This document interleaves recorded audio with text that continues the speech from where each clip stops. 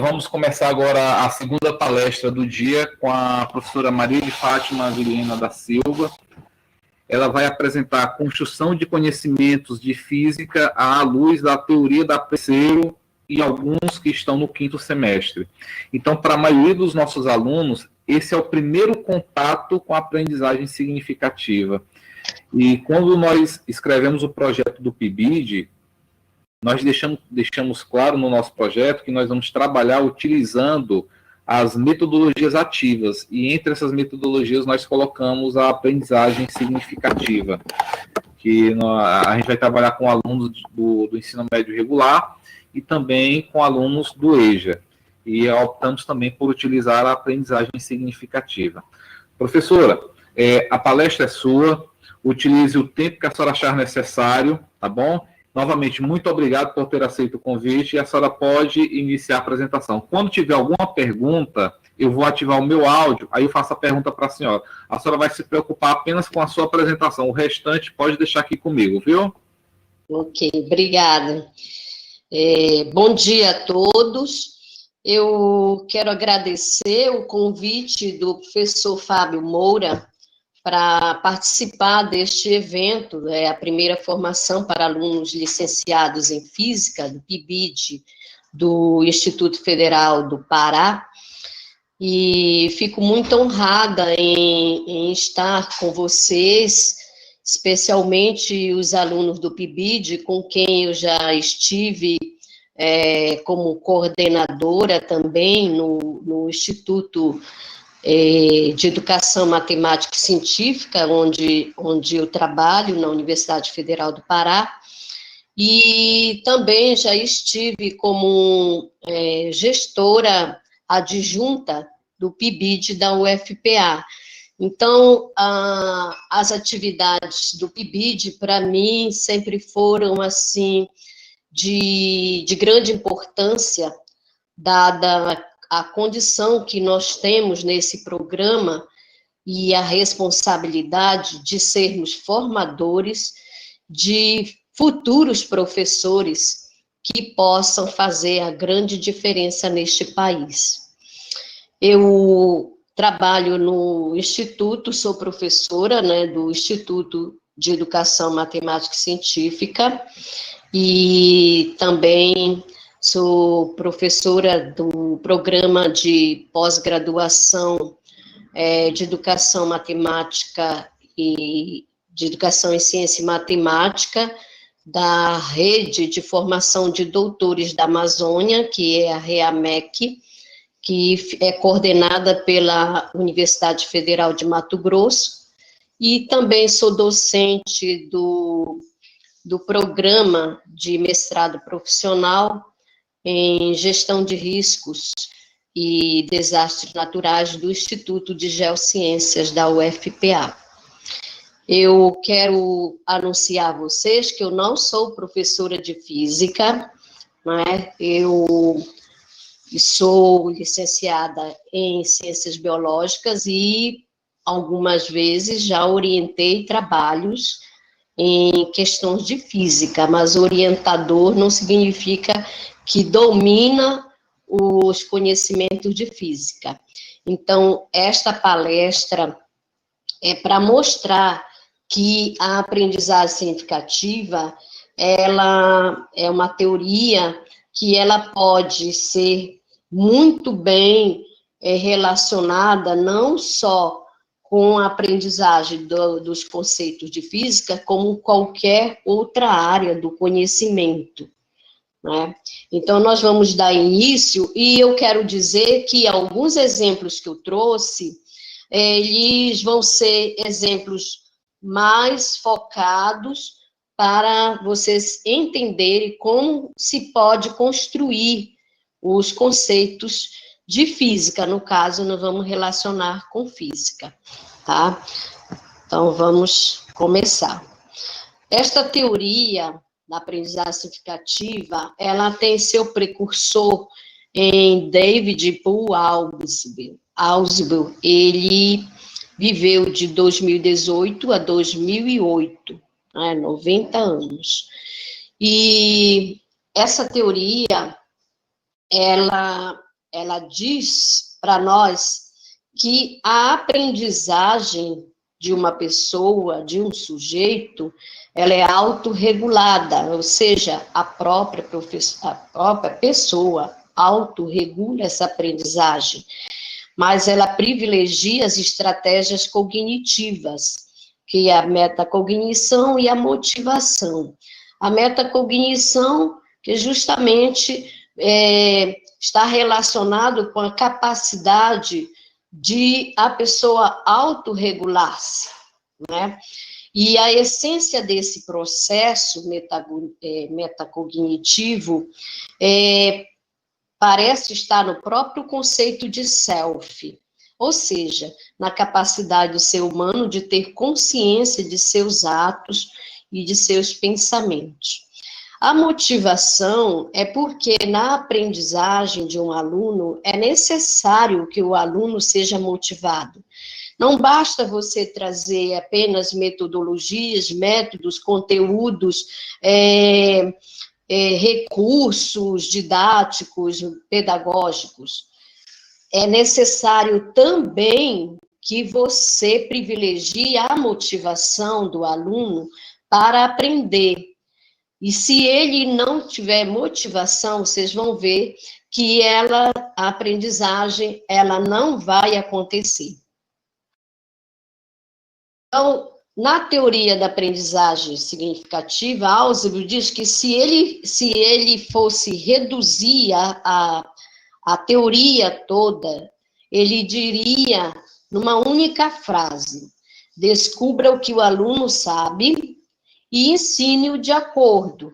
Ou seja, eu preciso entender o que é que o aluno já tem na sua estrutura cognitiva a respeito daquele assunto, daquele conteúdo, daquela proposição, né? E a partir de então, deste conhecimento prévio que ele tem, eu, como professor, vou ensiná-lo de acordo. Por quê?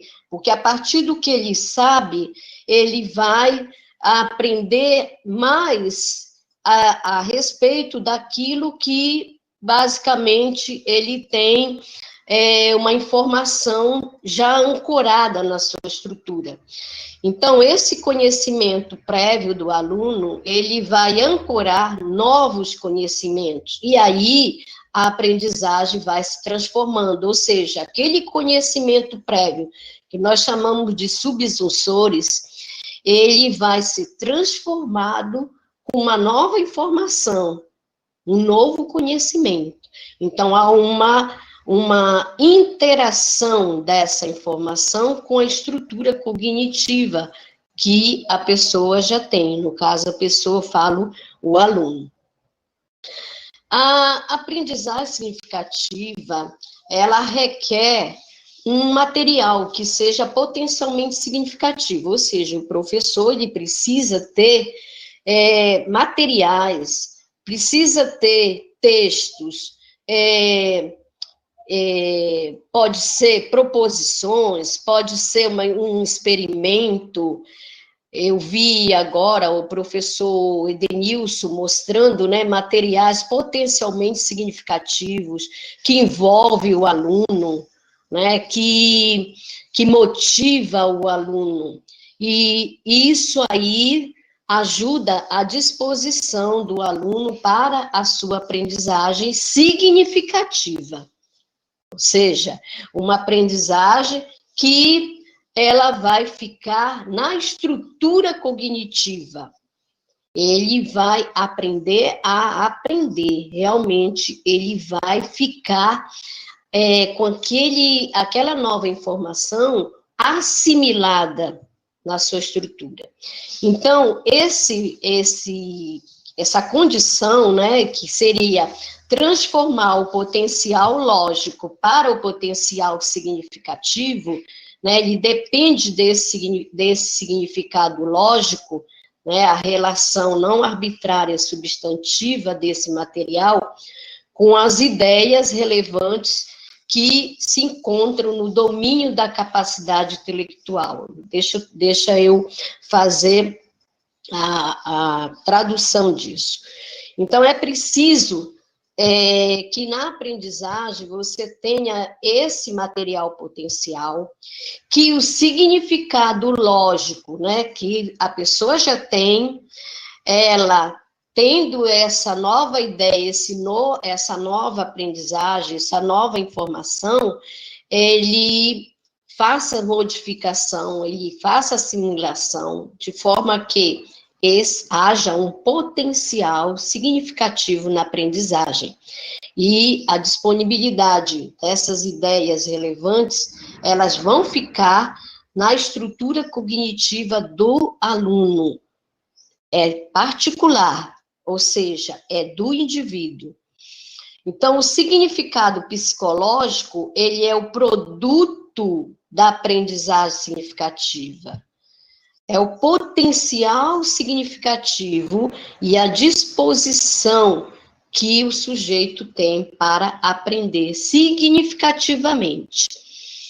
Então, o que nós dizemos? Que os subsunsores, eles são relevantes, né, para que a pessoa possa aprender e tenha aprendizagem de outros conhecimentos. Ou seja, você não pode descartar o que o sujeito já conhece. E se ele não conhece, então você parte do princípio que ele vai tomar posse de um novo subsunsor. Então, ele vai aprender com o professor algo novo, tá? Então, as novas informações, como eu disse, vão se modificando com aquilo que ele já tem na sua estrutura. Então, ele passa daquele conhecimento inicial para outro mais diferenciado, mais elaborado. Por isso, nós temos aqui, eu coloquei aqui, o uso de metodologias ativas. Eu estou falando de uma teoria que pode muito bem ser uma âncora, né, uma base para as metodologias ativas. Então, aí nós temos uma figura do professor motivando os alunos, fazendo com que eles percebam os seus erros, os seus acertos, venham, por exemplo, até o quadro, discutam as concepções. Aquele conteúdo, ele não vai simplesmente ser mecânico, porque ele não vai simplesmente entender, decorar uma fórmula, ou decorar um conceito. Não, é o contrário, ele vai, além de ter a necessidade dessa questão mecânica, que é conhecer as fórmulas, ele vai entender essas fórmulas, e ele vai saber como aplicá-las.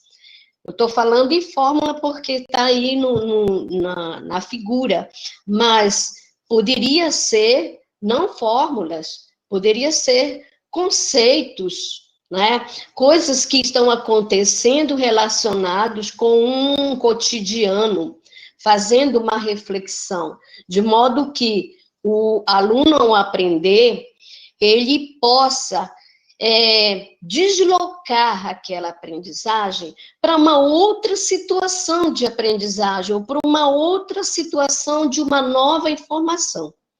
Então, as metodologias ativas, elas utilizam muito essa mobilização da inteligência, né, do psicológico, passando do lógico para o psicológico.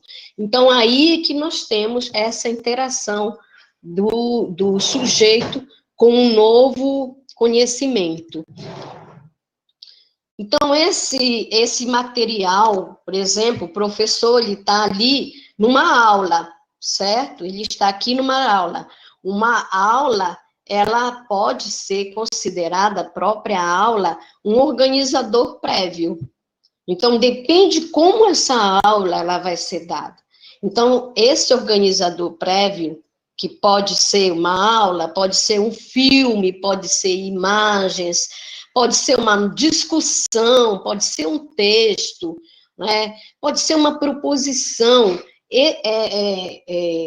até questões focais, elas podem ser esses organizadores prévios. Ele vai fazer uma ponte entre o que o aluno sabe e o que ele deveria aprender. E ele vai perceber, né, com esse material, ele vai perceber, né, que esse novo conhecimento e vai modificar aquela ideia inicial. Então, para aprender significativamente, né, você pode utilizar um material potencialmente significativo, como eu disse, né, esses organizadores prévios. Por exemplo, aqui na figura, a professora trouxe um material para fazer uma demonstração, uma experimentação na sala de aula ou no laboratório.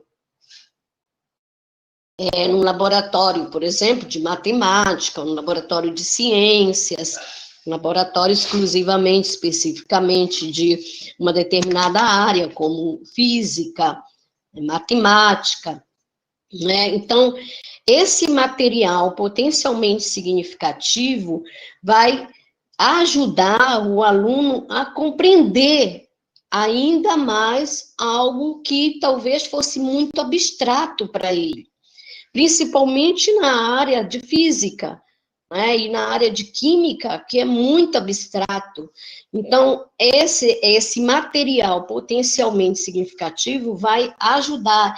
Então, os alunos, por exemplo, do PIBID, podem se utilizar desses materiais. Tem muitas coisas que podem ser feitas, inclusive na sala de aula, não precisa ter um laboratório totalmente equipado, né, mas nós podemos fazer uso desses materiais, ajudar os alunos a construir, por exemplo, jogos, a construir um outro material de aprendizagem, como o próprio professor Edenilson acabou de mostrar, né, que ele faz com seus alunos essa metodologia ativa, fazendo com que, a partir do telescópio, fotografando, fazendo o acompanhamento, a análise, fazendo um novo referencial, ele possa negociar os significados. Agora, nós não podemos dizer que isso é rápido para aprender, porque uma aprendizagem, ela depende da condição que o aluno tem de aprender, porque significativamente ele vai requerer, inclusive, ele está diante de várias situações de aprendizagem, situações de ensino, situações de aprendizagem, para que ele realmente assimile, compreenda, ele tenha esse significado desse conteúdo ou dessa relação com que ele está fazendo parte daquele currículo, tá? Outra condição básica para aprender é que o aluno deve ter predisposição para aprender, uma atitude ativa a respeito do conteúdo de aprendizagem. Se ele não tiver essa predisposição, então é necessário também que o professor, como eu disse lá no início, né, é preciso fazer algo para motivar o aluno. É preciso ele ver os interesses que há do aluno. Agora, se o aluno não gosta definitivamente daquele assunto, é algo que para ele é irreal, é enfadonho, não é necessário para a vida dele, nem profissional, nem em condição nenhuma, aí a predisposição para aprender não vai acontecer. Isso aí pode até chegar a ser um motivo de, no futuro, ele entender o significado daquela aula, mas isso vai demorar muito. Então, vejo que essas duas condições são essenciais para que o aluno aprenda. Eu vou trazer aqui, como eu disse no início, não sou professora de física, né? Mas, claro, eu tive algumas informações básicas enquanto estudante do ensino médio, estudante da graduação, né? Estudei um pouco de física, estudei biofísica, mas eu vou trazer um conceito assim, bem simples, vamos dizer assim, bem simples, porque uma pessoa da área de física estaria explorando mais. Mas o que eu vou explorar é como você vai construir esse conceito e essa construção se deva a uma aprendizagem que tem um processo. Tá? Então, por exemplo, movimento. Movimento é um conceito. Aqui é um conceito definido nos livros, na literatura, né, que é uma situação em que a posição de um corpo muda no decorrer de um certo intervalo de tempo. Aí tem uma questão, sempre está relacionado a um referencial, né? Então, esse movimento, ele tem, na física, tem diferentes conceitos de movimento, que eu não vou entrar nesse detalhe, tá? Ele está presente em quase todos os fenômenos naturais. No fenômeno tecnológico, por exemplo, num foguete, né, que está em movimento, foguete espacial, um avião,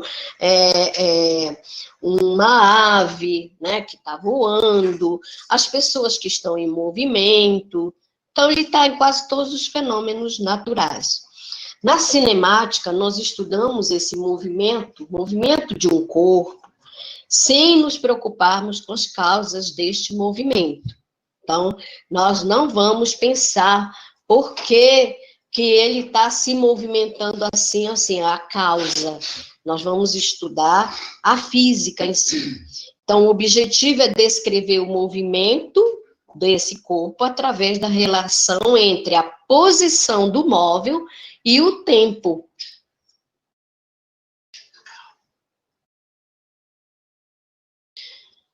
Por exemplo, aqui eu coloquei a bailarina, vocês estão vendo um corpo em movimento. Quando eu falei antes o corpo, eu não estou falando do corpo, o corpo do ser humano, tá? Pode ser um projétil, pode ser Da relação. Como? Aqui, por exemplo, tem um corpo humano, né, fazendo um movimento de balé, o outro correndo, certo? E aí nós podemos aproveitar isso e fazer uso para várias relações com a física. Podemos aproveitar essas figuras e trazer muitas informações a respeito do que é o movimento, como podemos calcular, fazer os cálculos e tudo mais. Tá? Mas eu trouxe aqui um exemplo que foi assim, muito feliz a apresentação, para mim foi muito feliz a apresentação do professor Edenilson, né? Mas eu não vou fazer todo aquele aprofundamento como o professor Edenilson mostrou. Mas, por exemplo, aqui nós temos um exemplo de movimento da Terra, né, de translação, certo? Então, a gente sabe que todo planeta no sistema solar, ele tem seus movimentos de acordo com a distância que possui em relação ao Sol. Então, o Sol é o referencial, né? Então, o que vocês veem, por exemplo, aqui, a Terra, né, fazendo esse giro de 365 dias, né, e tem mais 4 horas, certo? Então, vocês veem que tem esse movimento da Terra, né? E esse movimento influencia nessa dinâmica climática, nas alterações de marés, na estação do ano, as consequências do dia e de noite, enfim, várias situações. E o outro...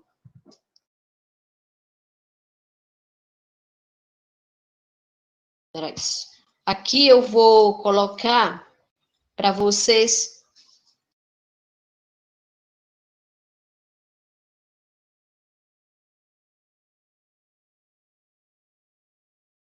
Mas saiu.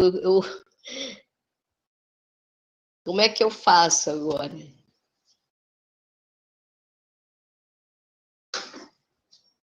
Não acho a chave do carro. Ele está na cozinha. Então tá dentro do carro. Tá dentro do carro.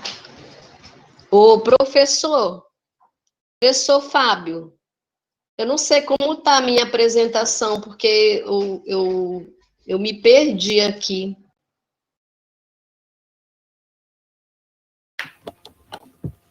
Aí, professora, peraí, eu vou lhe ligar novamente aqui no WhatsApp. Bloqueei bem o áudio. Eu acho que saiu a apresentação, não foi? Não, na verdade, a senhora parou de compartilhar a tela. Tá. Clique Então, naquele botão novamente. aonde compartilhar sua tela? Isso. Tá. Mas cadê a minha apresentação? Calma. Aí a senhora clica naquele desenho da tela e clica em compartilhar. Tá, mas aí ela aparece um monte para mim. O que a senhora está vendo aí é como se fosse a página da internet. A senhora minimiza a página da internet e vai para o local que a senhora quer olhar. Meu Deus, que complicado. Meu Deus do céu. Vai com o mouse para cima. Isso. Ai, Aí, o Meet e o Classroom é muito mais fácil. é verdade. Pode subir o mouse. Sobe o Voltar, mouse. não Aí consigo. minimiza. Espera aí.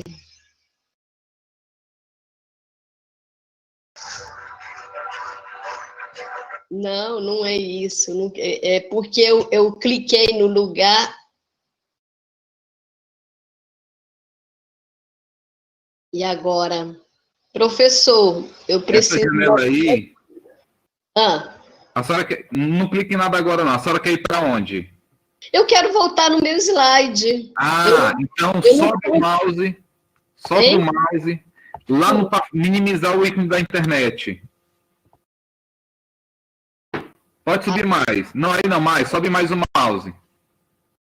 Isso aí. Tá. Ops, Pronto. Pra gente aqui tá aparecendo a sua tela da apresentação. tá, desculpa, gente. É a primeira vez que eu estou usando essa plataforma. Então, continuando, tá? Aqui, por exemplo, tem um movimento de rotação, né? E esse movimento, como o professor Edenilson também já fez, né, toda essa explicação, uma explicação que pode ser perfeitamente muito bem explorado, né, pelo professor. Professor de física, ele tem muitos conhecimentos a respeito disso. Então, ele pode explorar. Aqui, para o aluno entender, já que eu estou falando com principalmente ao público pessoal do PIBID, né? São os PIBIdianos, a gente, como eu disse, precisa pensar materiais potencialmente significativos, ou seja, organizadores prévios. Então, eu estou me valendo de algumas figuras e posso me valer, por exemplo, aqui, né, desse vídeo.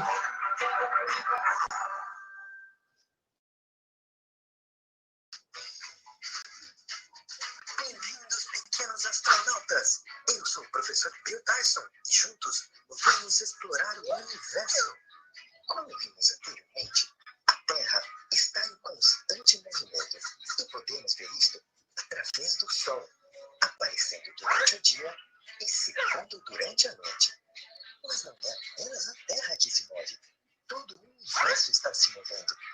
A Terra, além do movimento de rotação, faz um outro movimento chamado translação. Vamos ver. A translação é um movimento que a Terra faz de orbitar o Sol.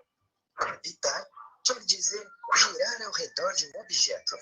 Mas nosso planeta não faz círculos em torno do Sol. O caminho que ela percorre é chamado de elipse. Uma elipse é como se fosse um círculo, só que achatado. Então, chamamos a órbita da Terra ao redor do Sol de órbita elíptica. Como já falamos anteriormente, a Terra está muito distante do Sol, a quase 150 milhões de quilômetros. Isso é bem longe. E se você achou que a velocidade de rotação da Terra era rápida, prepare-se, porque a velocidade de translação é ainda maior, mais de 107 mil quilômetros por hora. Uau, rápido mesmo, não?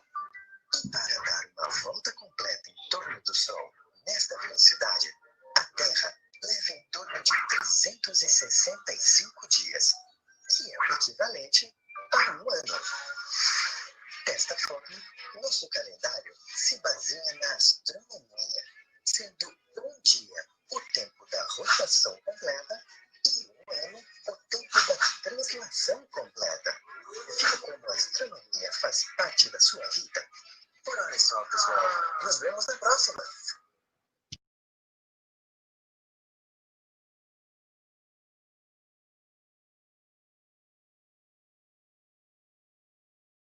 Então, pelo que a gente viu, né, o vídeo, ele mostra de uma forma muito simples, principalmente se você for trabalhar com alunos do fundamental, certo?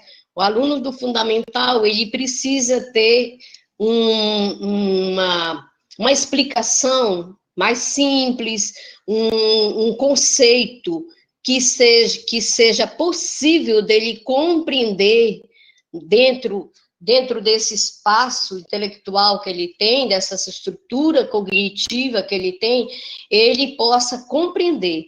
Então, se eu estou tratando o assunto para um aluno de fundamental, eu busco um material potencialmente significativo que o ajude a compreender.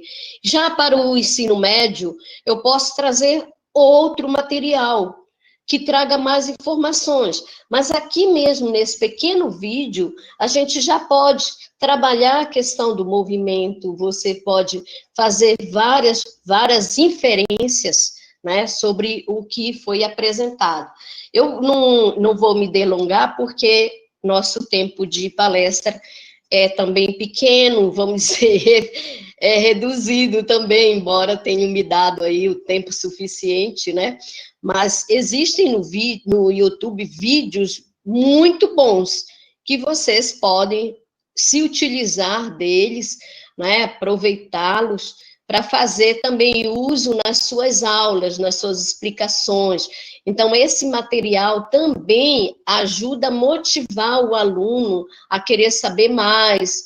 Muitas vezes ele se motiva porque a aula fica diferente, né? Você traz um material que não é só um texto que você fica só falando, mas você traz algo mais para ele. E as imagens, elas trazem muita informação que ajuda o aluno à compreensão. Aqui do lado, nós temos um exemplo aqui de um movimento, né? O movimento do carro. Então, ele está, por exemplo, se deslocando. A gente pode medir, fazer uma inferência aqui, né? Medindo essa distância que ele sai desse ponto inicial, por exemplo, até uma determinada cidade, né? Pegando um mapa, certo? Fazendo um estudo do intervalo de tempo, por exemplo, da velocidade, que é a razão entre o deslocamento percorrido e esse intervalo de tempo, certo? E também tratar da questão de como é apresentada a unidade, por exemplo, da velocidade, que na física ela é apresentada em metros por segundo, mas às vezes o que a gente encontra? A gente encontra quilômetros por hora, com o caso do carro, né, quilômetros por hora. Então, para isso, eu vou precisar ensinar o aluno como fazer essa conversão, né? Mudar de quilômetro por hora para metros por segundo ou vice-versa. Por exemplo, de metros por hora para quilômetro por hora, eu multiplico o fator 3,6. Mas se é de quilômetro por hora para metros por segundo, eu divido pelo fator 3,6. Então, nós temos um fator aí para ser um referencial para essa mudança de unidade de velocidade. Mas aqui nós estamos falando de uma posição do corpo, que no caso o corpo aqui é o carro, né, que está andando nesta estrada, e o referencial seria, por exemplo, essa placa aqui, né, que seria o deslocamento dele a partir daí. Tá ok?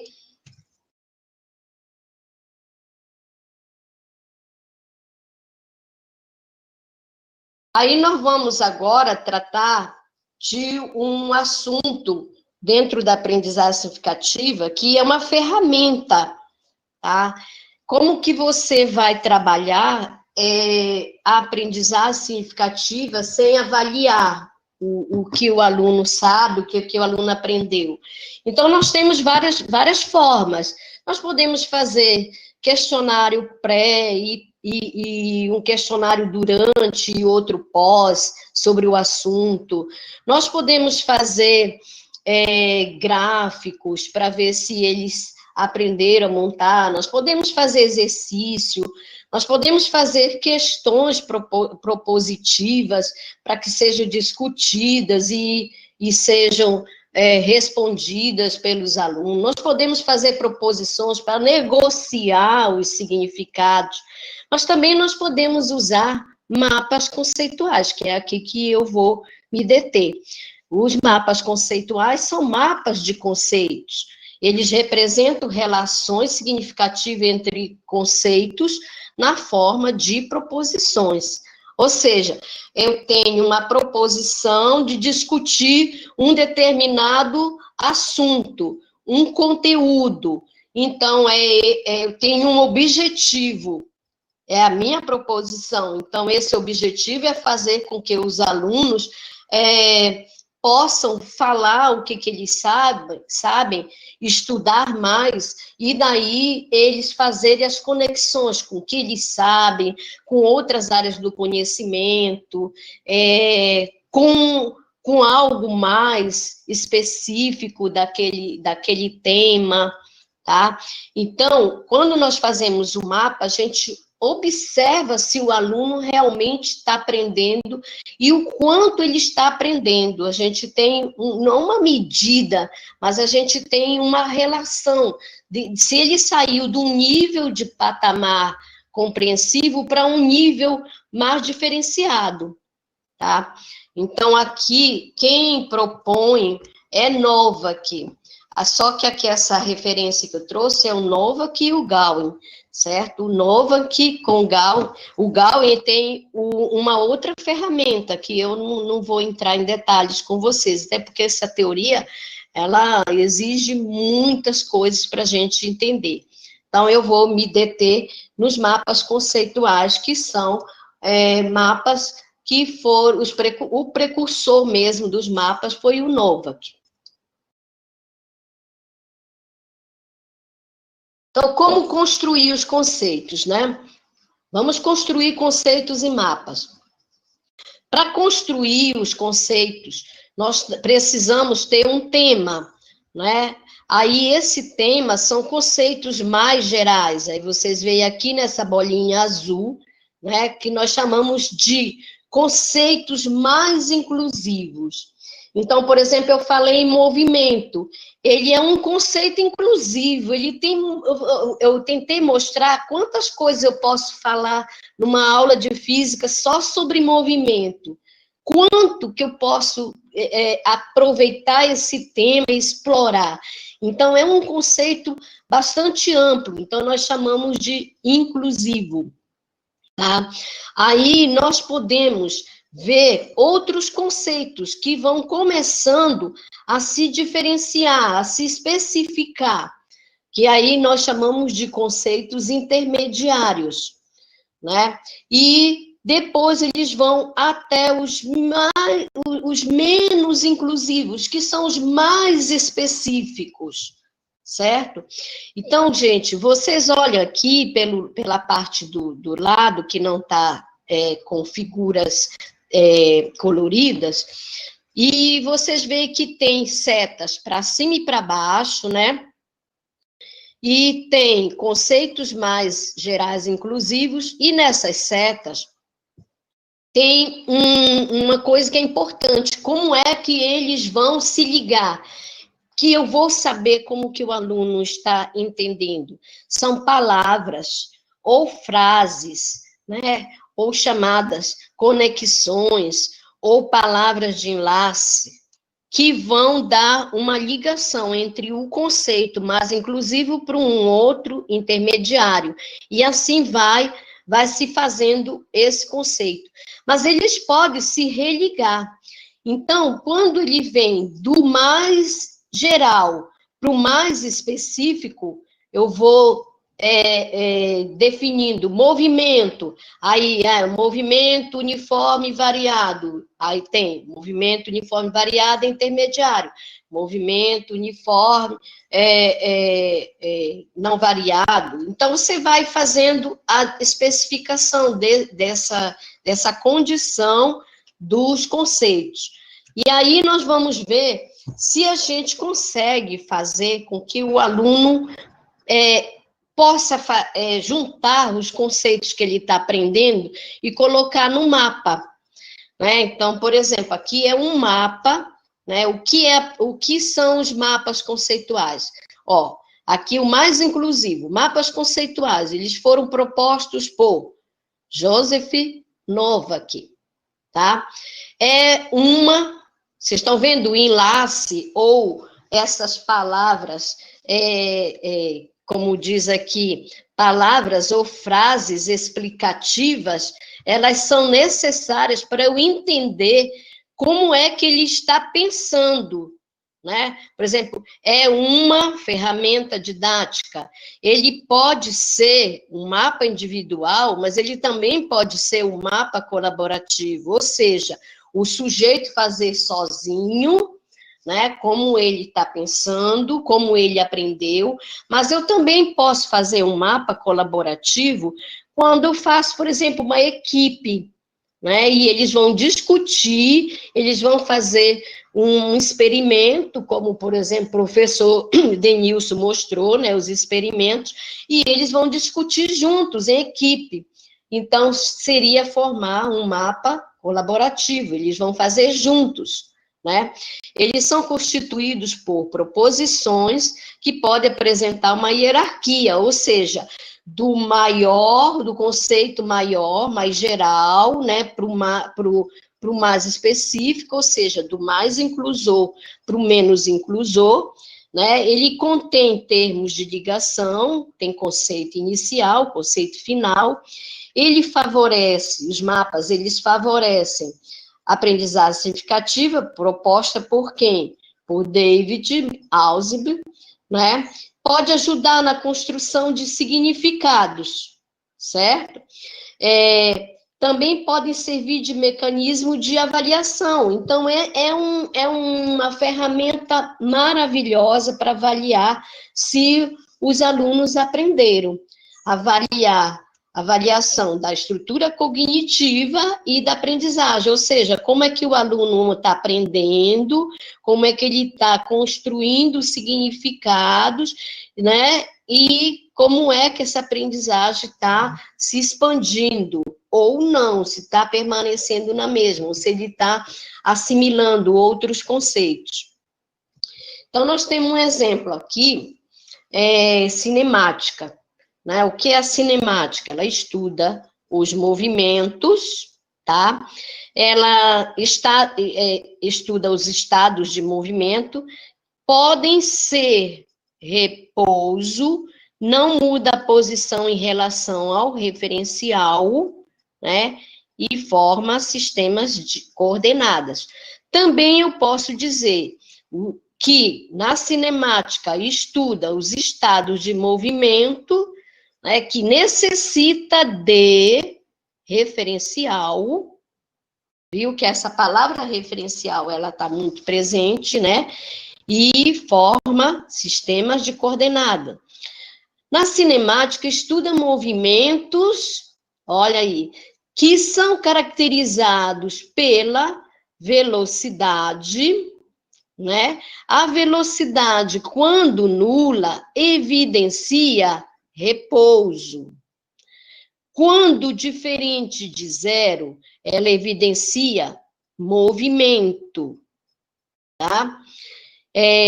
A velocidade, ela mede a rapidez do movimento, fazendo relação entre deslocamento e tempo, né?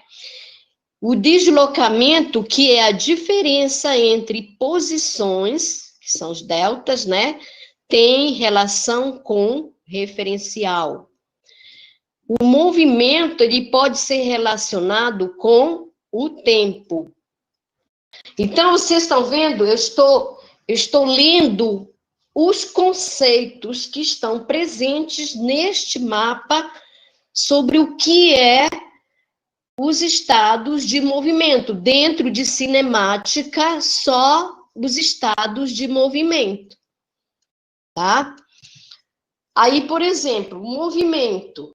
Eu tenho aqui um exemplo de uma aluna, né? E que foi feito, aliás, de um artigo, né? E a Gil Luna Rodrigues e o Romero Tavares, que são os autores, né? Fizeram com os seus alunos. Então, nós temos aqui um exemplo que eu trouxe de lá desse artigo. Como foi construído? Sobre movimento.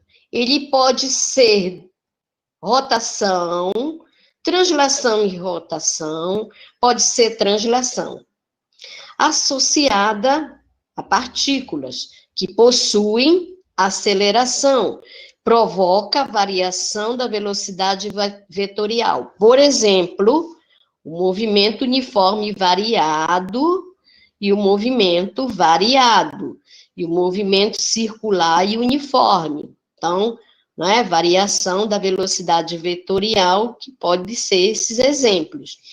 As partículas, elas não possuem aceleração.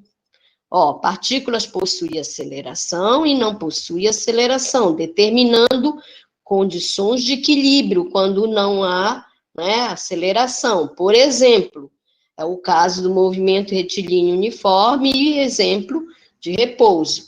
Então, o que vocês percebe que o aluno que construiu esse mapa, ele foi se apropriando, né, de conceitos sobre o que é translação, o que é rotação, o que é aceleração, o que é velocidade, o que é um tipo de movimento uniforme variado, o que é uma condição de equilíbrio, de repouso. Então, neste mapa, eu posso avaliar o quanto o aluno, a partir daquele conteúdo que nós discutimos na sala, o quanto o aluno conseguiu fazer as relações, construir conceitos. Então, isso aqui é uma construção de conceitos, a partir de uma série de explicações, de experimentos, de estudos, de pesquisas, né? Então, como eu disse lá anteriormente, é um processo demorado. Aqui, por exemplo, nós temos a questão... Um outro, né? Aqui eu sempre coloco do lado a referência que foi tirado da internet de um artigo, certo? Aqui tem, por exemplo, a questão focal. Questão focal é uma pergunta, é uma questão que eles vão discutir. Então, a respeito desse campeonato de chocar, A pergunta que o professor fez foi essa: o que é um campeonato de Stock Car e quais são os principais conceitos físicos que regem as colisões entre os veículos dessa competição? Olha, gente, já está a pergunta. A partir daí, tudo que eles estudaram sobre colisão, né? Quais são os outros conceitos físicos que estão aí presentes, tudo que eles deram anteriormente, o professor está querendo que eles façam uma relação entre o que eles sabiam, que era o conhecimento prévio, e o novo conhecimento que eles obtiveram. E eles respondam essa pergunta, ao invés de responder numa forma de texto escrito, eles vão responder construindo conceitos, mas num mapa conceitual. Aqui, o campeonato de Stock Car, né, ele provoca colisões, né, causam transferência do momento linear, está contido num princípio de conservação. Essa transferência do momento linear, ele envolve o produto entre massa. Então, vocês se olharem, eu vim daqui de cima fazendo essa relação, tá? É um conceito só, é uma explicação que vai até aqui, em massa.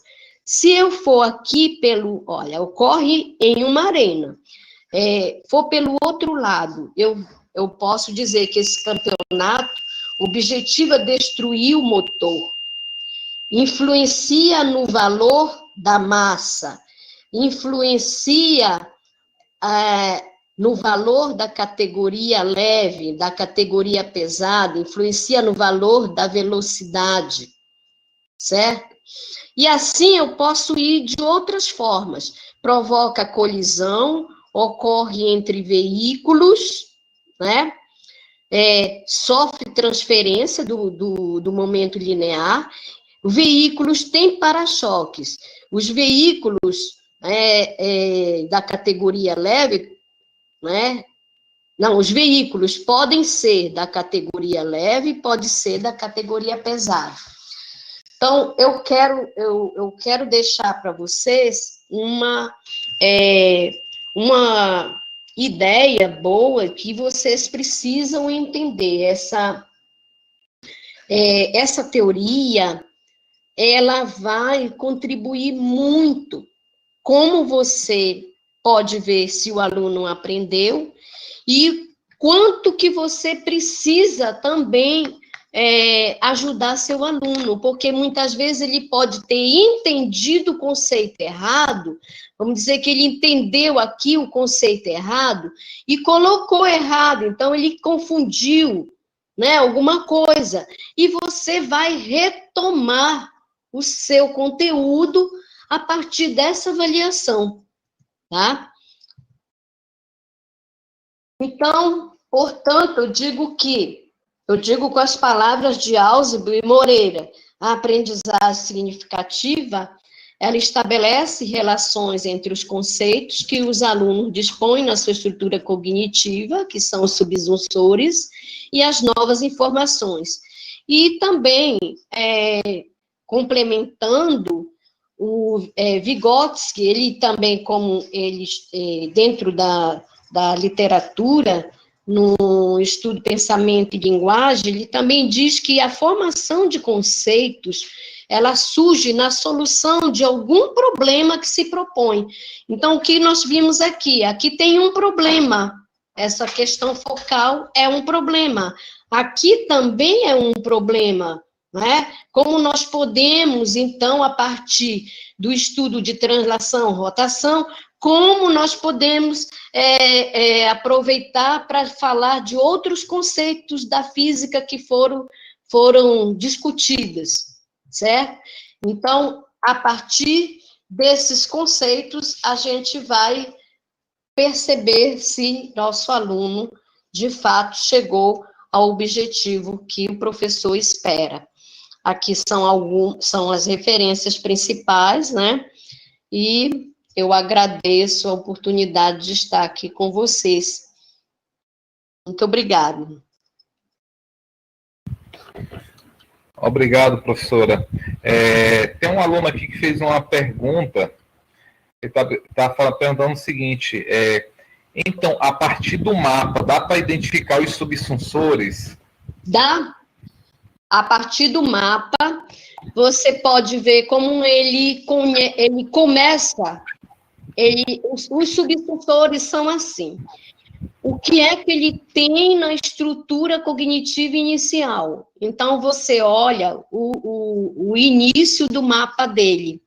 Qual o subsunsor que vai dar margem para ele começar os conceitos.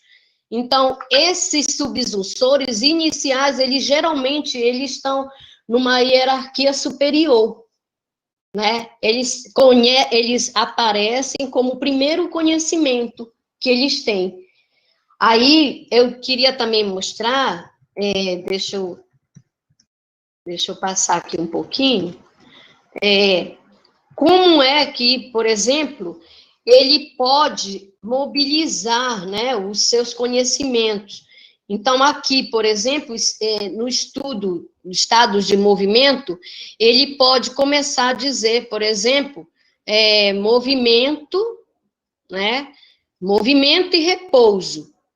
Aí são os que vão começar, e velocidade. Aí ele começa, a partir daí, a se desenvolver. O que vai acontecendo?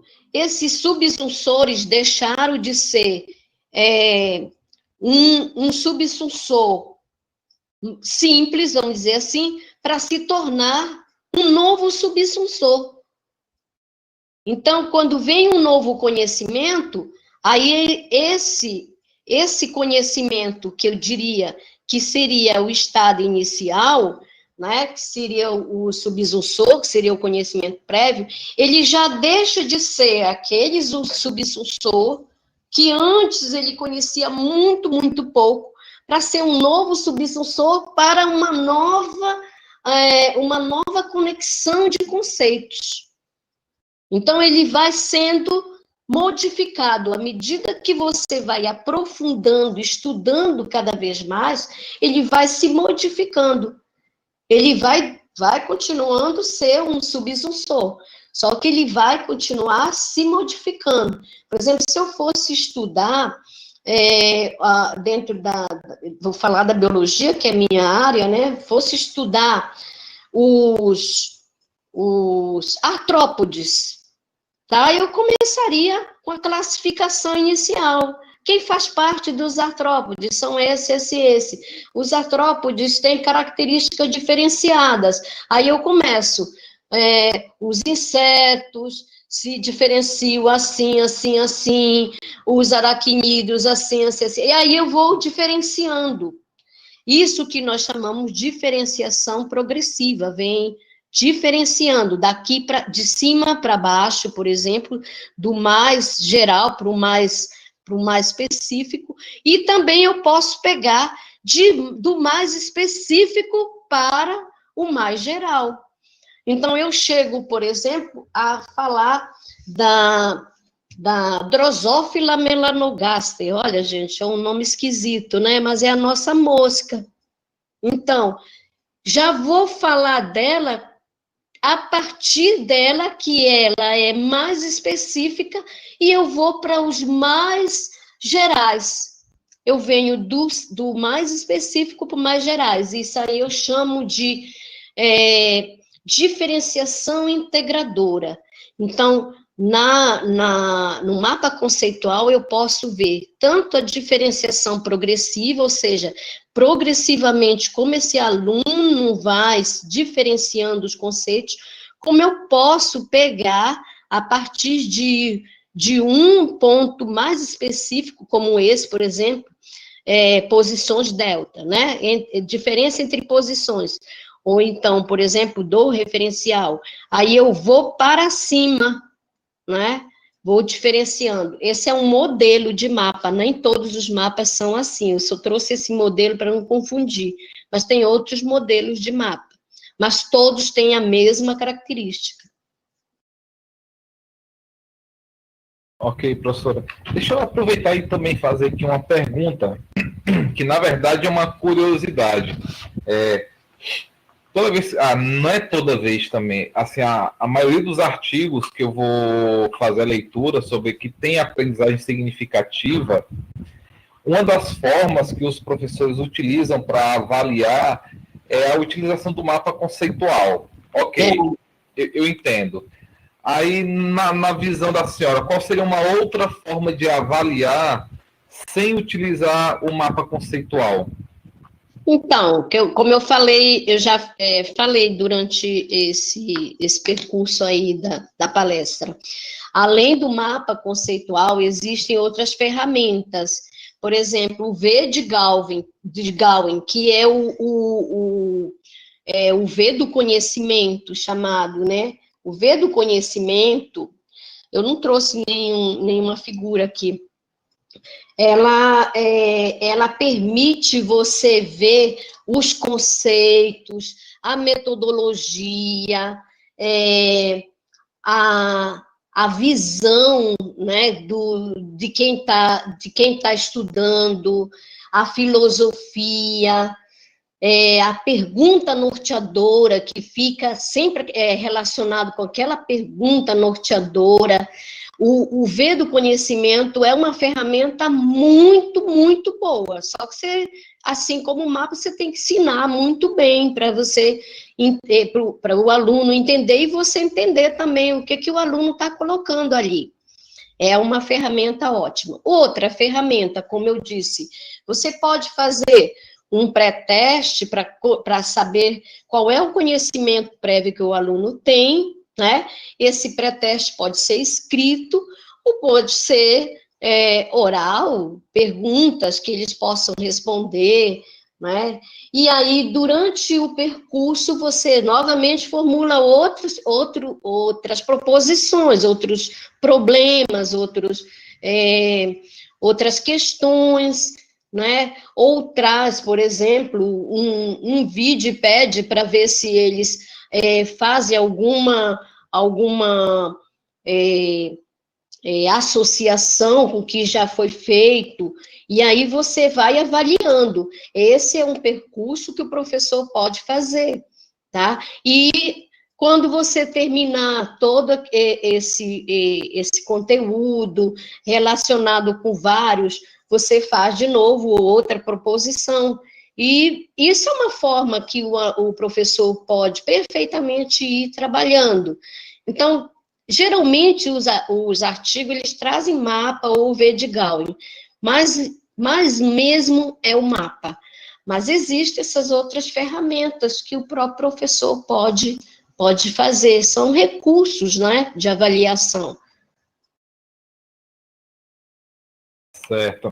Professor, eu lhe fiz essa pergunta que, por curiosidade, a título de informação, foi em 2016, foi 2017, eu comecei a orientar um TCC, e a gente estava trabalhando com o Arduino.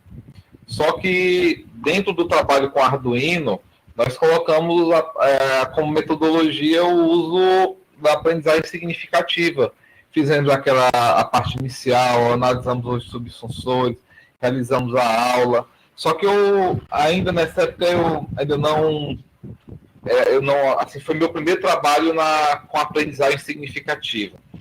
E eu falei para os meus orientandos, não, vamos fazer algo sem utilizar mapa conceitual, porque nós vamos usar o Arduino e a gente vai estar em um ambiente que, para ficar usando o Arduino, pegando papel e caneta, escrevendo ao mesmo tempo, vai dificultar muito. Então, bora optar por uma situação que os alunos vão poder fazer um relato, vão poder falar, vão poder fazer a discussão.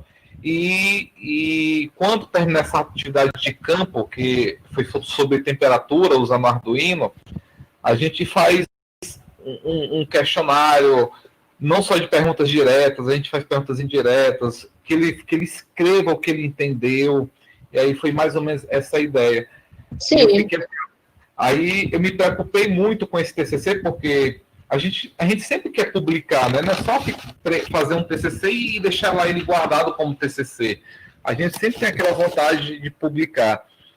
E quando a gente foi submeter em forma de artigo, eu tive essa dúvida. Eu até perguntei para um colega que é da Bahia, na época que teve o SNEF em 2017, sobre a questão do mapa conceitual. Ele, não, Fábio, porque realmente o mapa conceitual ele ajuda muito a avaliar o que o aluno entendeu. E é uma ferramenta boa de perceber o que o aluno, a concepção do aluno. E eu realmente concordo com isso.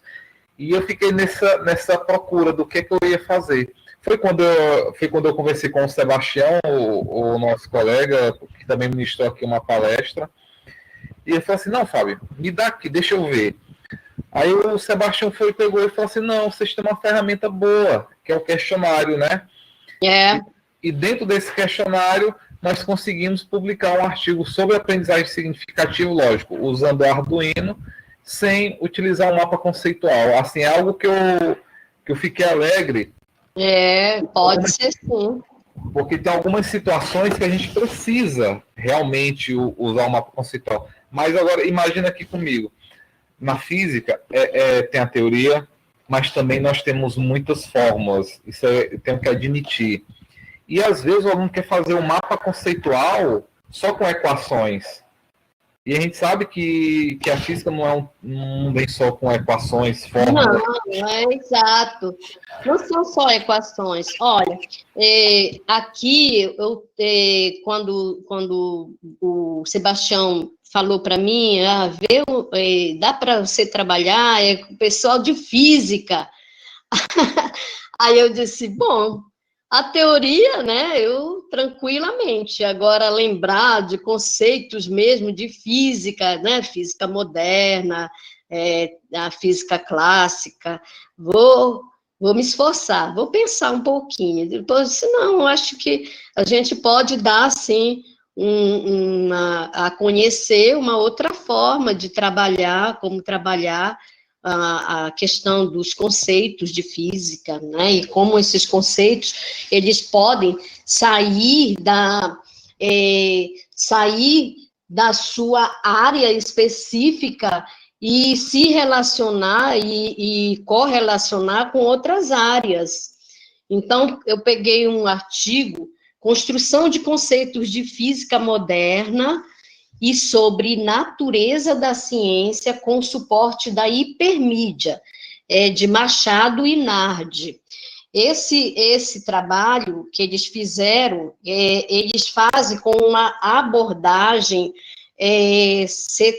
abordagem CTSA, né? Ciência, Tecnologia, Sociedade e Ambiente. E aí eles não utilizam mapas conceituais. O que eles utilizam eu vou usar o termo que eu gosto de usar dentro de aprendizagem significativa. O que eles utilizam é uma negociação de significados.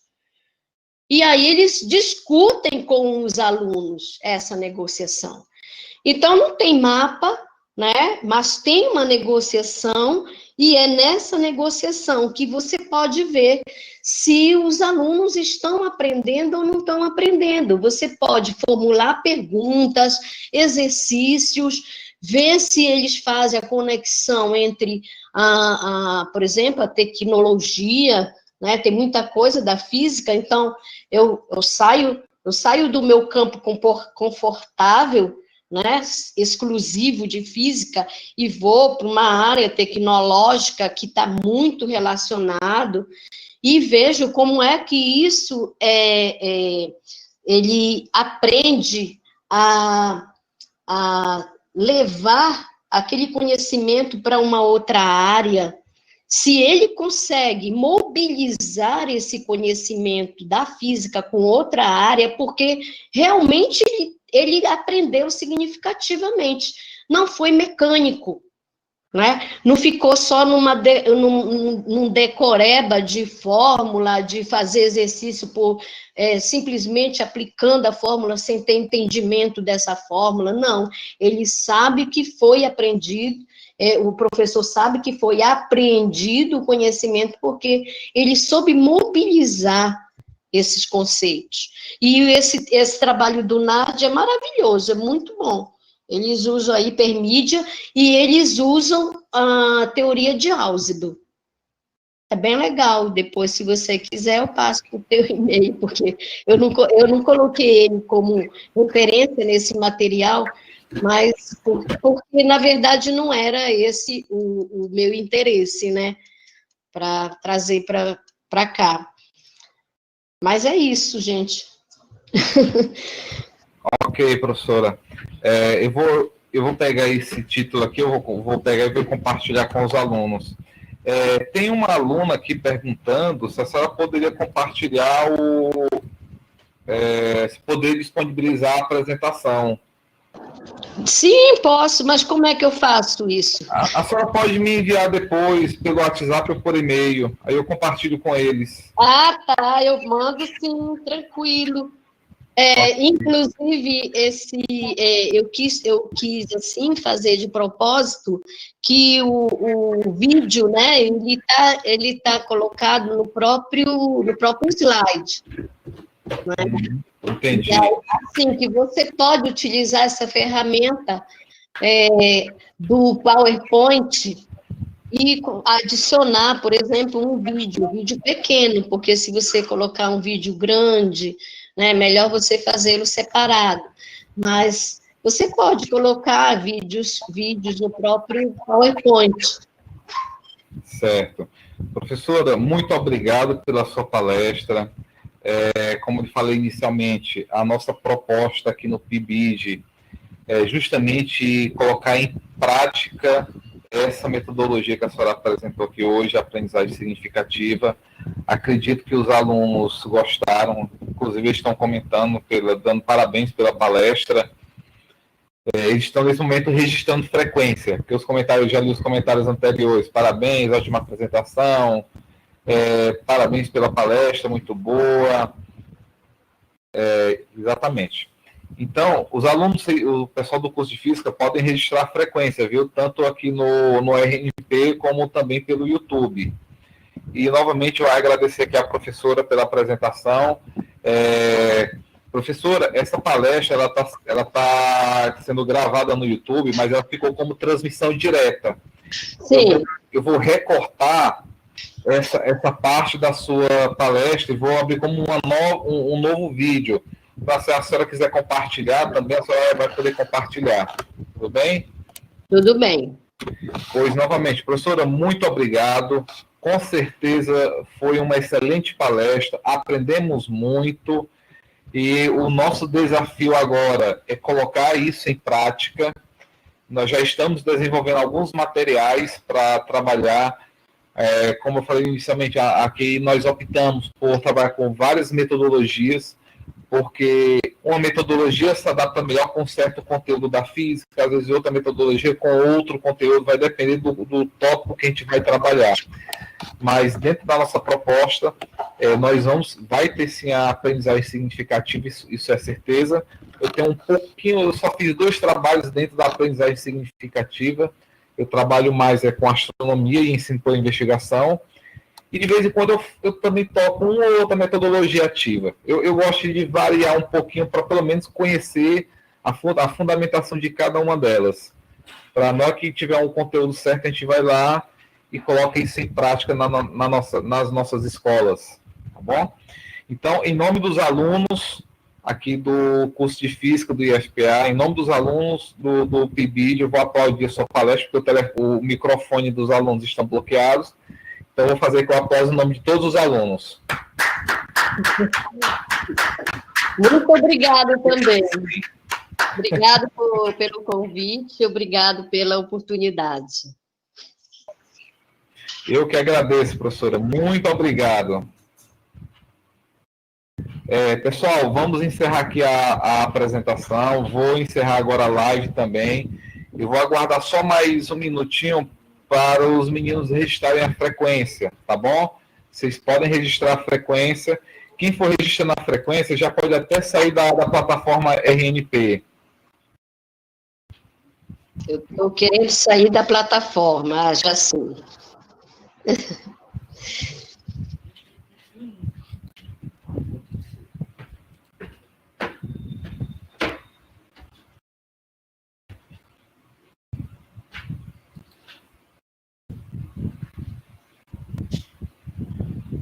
Ok, pessoal?